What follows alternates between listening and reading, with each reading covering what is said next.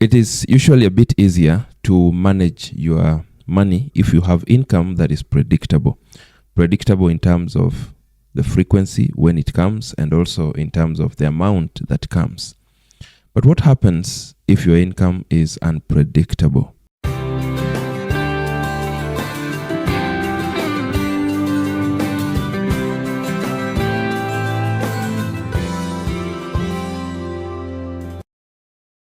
Welcome back to this channel, your home of realistic financial literacy and business development conversations. As usual, we keep it simple, relatable, and applicable. This is a word from the coach.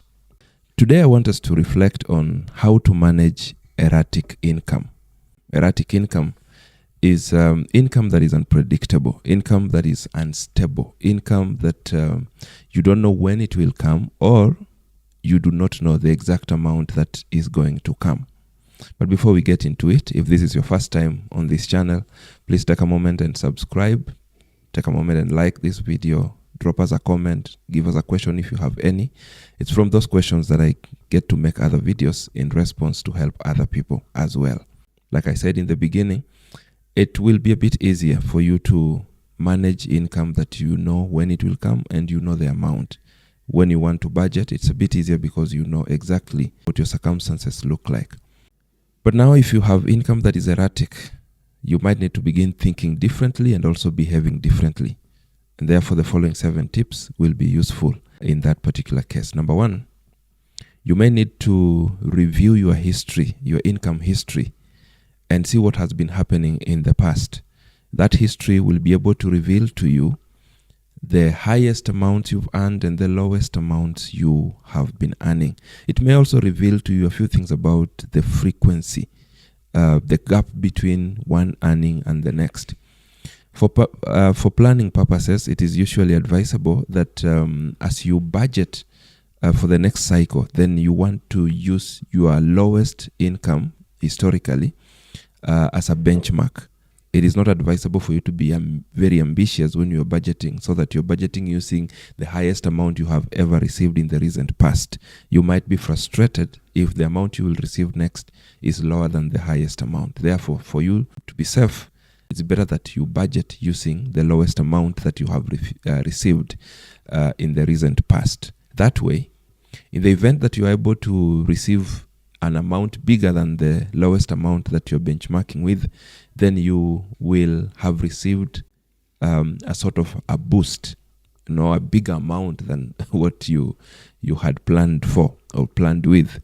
When you have a boost, then you are able to probably save more or, be excited that you have a boost. Number 2, you may need to buy certain necessities in bulk or pay certain bills in advance whenever you receive huge amounts. So every time you receive a huge amount, it's not the time perhaps for you to jump into a spending spree, but you would want to be keen and buy certain necessities in bulk. You would want to pay certain bills like rent and others in advance. That will help you in future, just in case that income fluctuates, goes below the amount that you have just received. Number 3, you are encouraged to save at least a consistent percentage if your income is erratic. That way, it is possible for you to ensure that regardless of the amount that comes, you have something you are setting aside. Remember, in the conversation of wealth creation, you do not eat everything that you earn. You must put aside something that becomes seed for future multiplication, something that takes care of your tomorrow. So when you work with a percentage, let's say, for example, you have decided to be saving 10 or 20%. So if the amount that comes is 100 shillings, then you have a percentage of that put aside. If 1,000 shillings come, you have a percentage of that put aside. And please make it a habit and give yourself the discipline required to ensure that you do not default on the same. Number 4, please be sure to save extra whenever you receive huge amounts. So even if you had given yourself a percentage, every time you receive a huge amount, be sure to save extra as much as your budget can allow. That will give you a buffer in a rainy season when you're receiving below your average or below, the lowest that you had received in the previous history. So just be sure to save more when your budget can allow, or when you receive more income than usual. Number 5, always make sure you are building your emergency kitty and you are safeguarding it. You are setting aside some money for emergency, but you are also making sure that this money is not being tampered with. You are protecting it.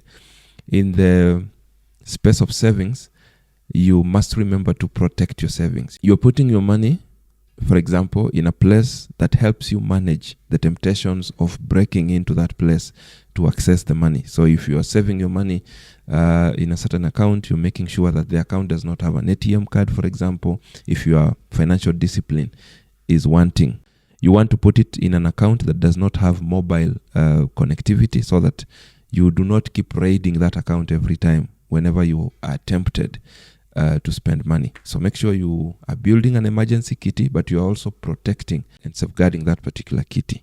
Number 6, remember to invest while at it.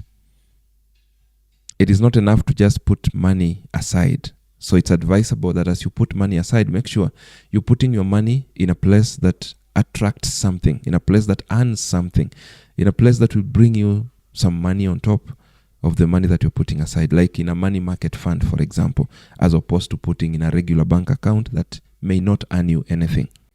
Number 7, please explore other ways of making additional income. What else can you do to get another coin? If your current income is erratic, you also want to review your circumstances and see how else you can make another coin. When you have more than one source of income, then your problems associated with an erratic income are minimized. You are able now to begin handling your life a bit better than when you relied on one income that was unpredictable. So think about it. And in another video, we will talk about different ways of making money, so that you can begin to see which way would work for you when you currently have an erratic income. Good people, you can do better. I want to believe that I've said something that will help someone who is earning an erratic income, an income whose frequency is not predictable, an income whose amount is not predictable. See you soon in the next video.